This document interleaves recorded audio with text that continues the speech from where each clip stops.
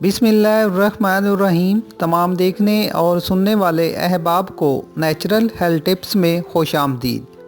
नाज़रीन, आज की वीडियो में जो रेसिपी आपको बताऊंगा वो सिर्फ दो आसानी से मिलने वाली चीज़ों से तैयार हो जाती है और इसका ख़ासा ये है कि 2 से 3 खुराक से ही आपको आराम आ जाएगा। इसके इस्तेमाल से पुरानी खांसी, रेशा, बलगम, दमा, गले की खराश, टॉन्सिस, ये तमाम मसाइल बिल्कुल जड़ से ख़त्म हो जाएंगे।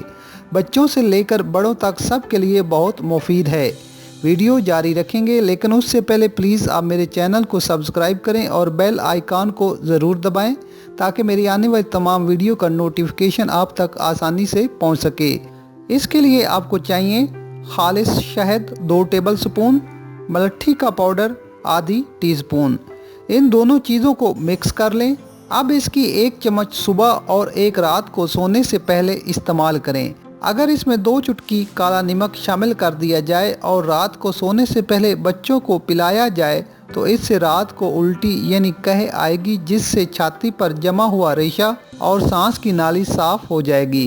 कह के बाद पूरी रात आपको दोबारा तकलीफ नहीं होगी।